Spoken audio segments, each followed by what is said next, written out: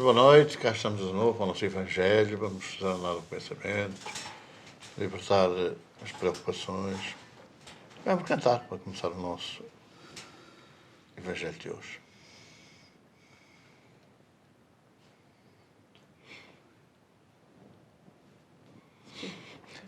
É tão bom estar aqui contigo, é tão bom ter-te aqui, meu Jesus. Sentir que estás junto de nós, que vais ouvir a nossa voz, cantar-te esta nossa oração. Sentir que estás junto de nós, que vais ouvir a nossa voz, cantar-te esta nossa oração. Se a inveja te invade, vigia teu coração, porque o que vês inimigo é em Jesus teu irmão. É tão bom estar aqui contigo, é tão bom ter-te aqui, meu Jesus. Sentir que estás junto de nós, que vais ouvir a nossa voz, cantar-te esta nossa oração. Sentir que estás junto de nós, que vais ouvir a nossa voz, cantar-te esta nossa oração.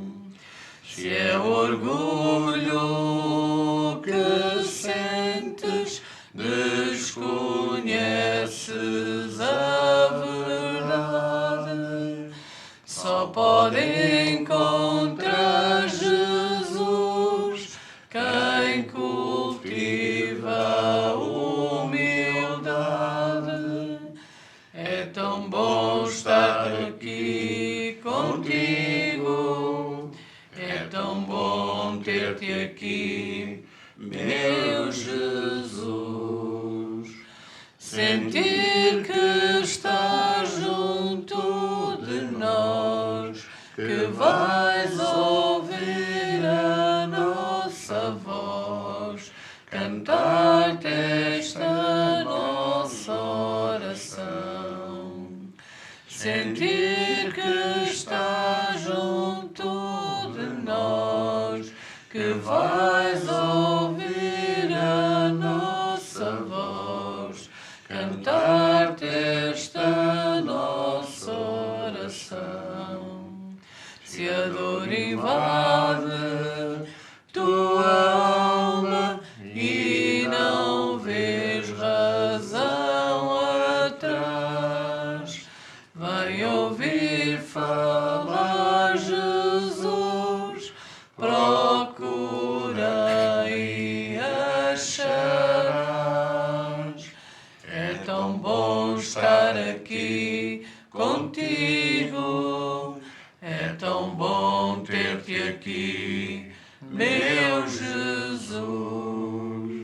Sentir que estás junto de nós, que vais ouvir a nossa voz, cantar-te esta nossa oração. Sentir que estás junto de nós, que vais ouvir a nossa voz, cantar-te esta nossa oração. Te pedimos, Senhor Jesus, que nesta noite permitas que os teus mensageiros estejam connosco, os nossos protetores, Estejam connosco os nossos familiares desencarnados, queiram ajudar-nos a melhorar o nosso ambiente familiar, harmonizar os nossos pensamentos, comungar connosco estes momentos de convívio familiar. Permite ainda, Senhor, que possamos também compreender melhor a Tua mensagem, para que a possamos colocar no exercício dos nossos deveres, nas nossas obrigações, nós temos que hoje vivemos na Terra. Se é connosco que nos abençoa este Evangelho de hoje. O Evangelho segundo o Espiritismo, no capítulo 10, Bem-aventurados os misericordiosos, o item 16. A indulgência. Espíritas, queremos hoje falar-vos da indulgência. Esse sentimento tão doce, tão fraternal, que todo o homem deve ter para com os seus irmãos, mas que tão poucos praticam. A indulgência não vê os defeitos alheios, ou se os vê, evita comentá-los e divulgá-los. Oculta-os, pelo contrário, a fim de que não sejam conhecidos senão dela mesma, e se a malevolência os descobre, tem sempre uma desculpa à mão para os disfarçar. O mesmo é dizer, uma desculpa plausível, séria, e não daquelas que, fingindo atenuar a falta, fazem acentuar com a astúcia perversa. A indulgência jamais se ocupa com os maus atos alheios, a menos que seja para prestar um serviço, mas ainda assim com o cuidado de os atenuar tanto quanto possível.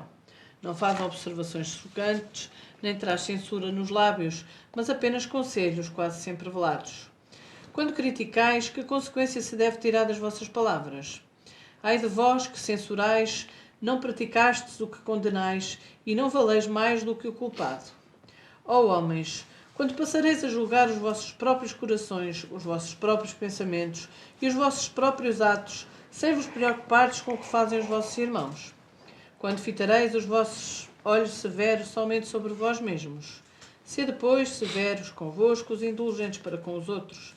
Pensai naquele que julga em última instância, que vê os secretos pensamentos de cada coração e que, em consequência, desculpa frequentemente as faltas que condenais ou condena as que desculpais, porque conhece o móvel de todas as ações. Pensai que vós, que clamais tão alto, anátema, talvez tenhais cometido faltas mais graves. Sede indulgentes, meus amigos, porque a indulgência atrai, acalma, corrige, enquanto o rigor desalenta, afasta e irrita. José, Espírito Protetor, Bordeaux, 1863.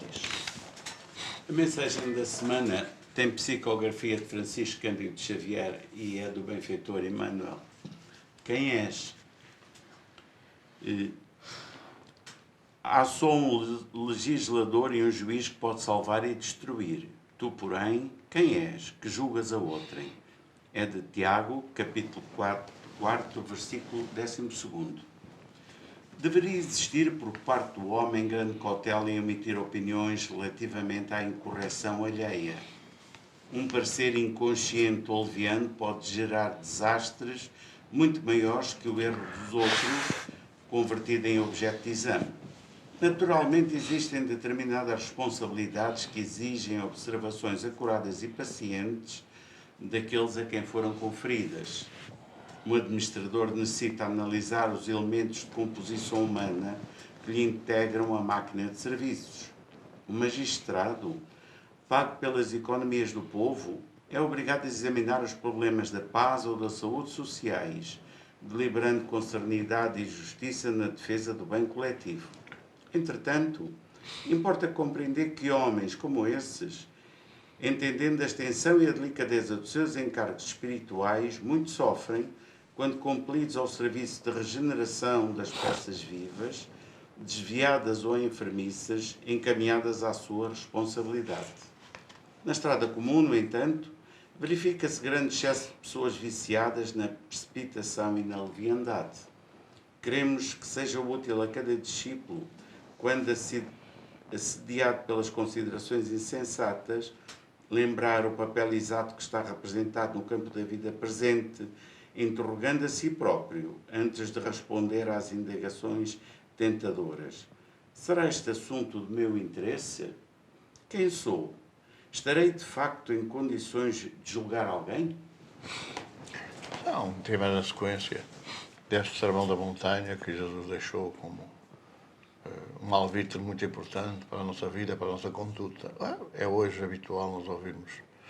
Nós somos, pronto, espíritos atrasados, que ainda estamos na Terra, a Terra também é um mundo atrasado, que, pronto, e vamos ouvindo, e vamos repetindo, e vamos repetindo, e vamos ouvindo. E não fazemos nada para contrariar esta atitude. Ainda que, falando de espíritos de verdade, tenha trazido à Terra essa noção real e concreta. Seremos conhecidos como cristãos e espíritas pelo esforço que fizermos em sermos hoje melhores do que ontem. O que assinala que nós devemos mudar pouco a pouco, devemos mudar progressivamente, devemos ir corrigindo os nossos defeitos. É evidente que um dia chegará quando aquilo que nos façam, aquilo que digam, aquilo que nos perturbe, que nos atormente, não deixamos passar ao lado, compreendendo que provavelmente se estivéssemos no lugar do outro também faríamos o mesmo. E, portanto, não temos que revidar, não temos que responder, temos é que apenas aceitar e compreender. E a indulgência está aí mesmo, na compreensão das coisas, das fraquezas humanas, mas também no trabalho que tanta gente faz a cada dia para se modificar, para se corrigir, para não repetir os mesmos erros. Então é esta orientação que Jesus nos deixou, ou não julgarmos ninguém para não sermos julgados. É esta orientação que nós devemos pôr em marcha. E seguramente chegará um dia em que nada nos beliscará. Certamente que teremos também libertado a nossa consciência, libertado o registro dos erros do passado, desses mesmos erros, estaremos mais leves, mais ligeiros, na resposta positiva a tudo aquilo que nos fazem de inferior ou de negativo. Então vamos, nesta análise sequencial do Evangelho, vamos compreender o trabalho que se nos pede de fazer todos os dias, a cada instante, a cada hora, a começar pelo lar. Com certeza que a responsabilidade no lar é uma responsabilidade de educação. Os pais temos a responsabilidade de orientar e educar os nossos filhos. É verdade que nós constatamos que muitas vezes os pais também precisam dessa orientação, dessa educação, porque também não sabem, não receberam, também não sabem dar aos filhos. Mas é por isso que nós temos cada vez mais de tomar as palavras de Jesus, fazer delas uma bandeira de combate contra as imperfeições. Porque então continuaremos a dizer, pois, mas isso é natural, pois, mas ainda somos atrasados, pois, mas somos imperfeitos e ainda erramos. Porque nós nunca mais vamos contrariar essas tendências, as inclinações para o erro. Fala-nos aqui, portanto, da indulgência, no sentido de nós compreendermos os erros dos outros sem crítica maliciosa, mas, por exemplo, a compreensão e a não crítica invalida que um pai, que um amigo, que um orientador de uma casa não chama a atenção ou dê conselhos para que a pessoa não se compraza no erro. Isso é importante, faz parte da educação. Só que o que a gente assiste é que muitas das vezes os responsáveis chamam a atenção, corrigem e fazem o mesmo. E não corrigem eles próprios. É como o médico que o cigarro na boca diz ao doente que não deve fumar porque o cigarro mata. É claro que isso faz parte de todo um processo evolutivo, um processo educativo que não chegou à nossa sociedade. Nós vivemos séculos amarrados a ideias pré-concebidas de compreensão humana, de conveniência das pessoas. E tudo foi orientado no sentido em ser quase imposta a educação, quer dizer, quase imposta a evangelização e não propriamente aceite, explicada de uma forma que as pessoas compreendam e aceitem.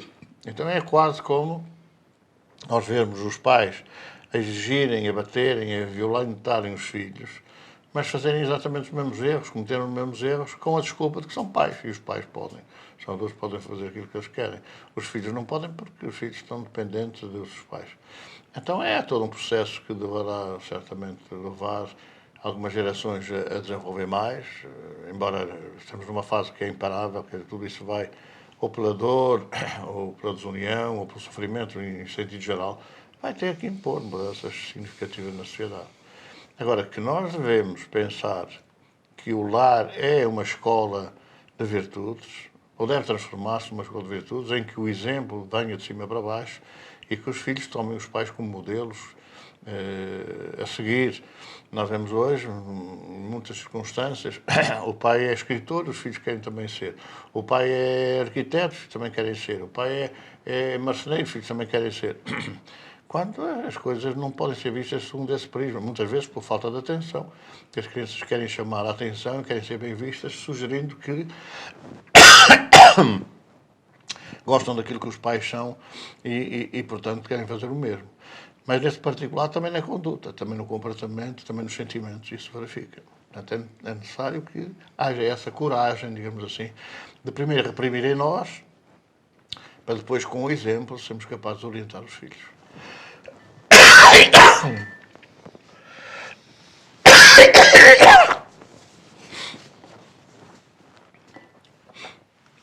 Agora é o momento de pensarmos naqueles que sofrem. Nas famílias que não têm evangelho no lar, que não conhecem Jesus, conhecem a violência, conhecem a discussão, a desarmonia. É o momento de pedirmos a Jesus por todos eles. Senhor, ainda temos pouco para dar, mas o pouco que temos colocamos nas tuas mãos, para que os teus mensageiros levem, caldeados pelo teu amor, pelas vibrações que sempre destinas para todos nós, e possam, esta noite, socorrer, visitando as famílias em meio à harmonia, em meio ao sofrimento. Toma a nossa oferta, Senhor, que seja um dia diferente, seja uma noite diferente para esses irmãos.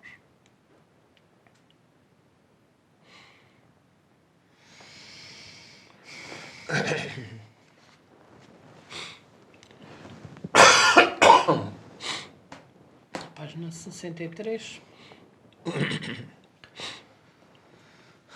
Lindo, teu rosto me cativou, tão lindo, lindo, teu manto de azul do céu, tão lindo, esperança no mundo novo mesmo a chegar, esperança para o pecador que vai voltar. És paz, és luz, és amor, Mãe de Jesus. És paz, és luz, és amor, Mãe de Jesus.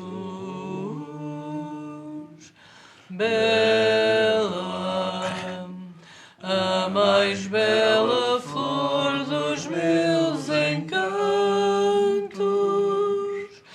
Bela, és a melodia dos meus cantos.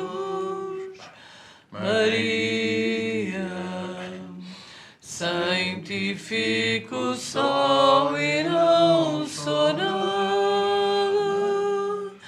Maria, és a aurora, minha madrugada. És paz, és luz, és amor, Mãe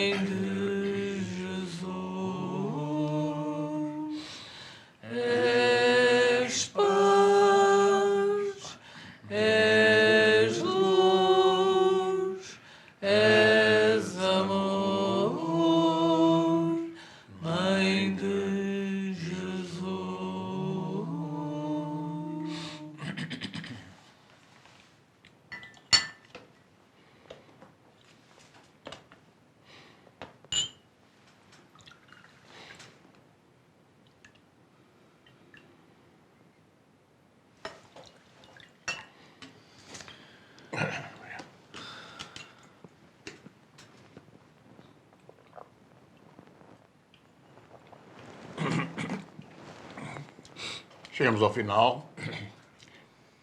Podem continuar a conversar, a trocar opiniões. Nós vamos despedir até a próxima semana. Pedimos a Jesus que abençoe os vossos lares. E muito boa noite.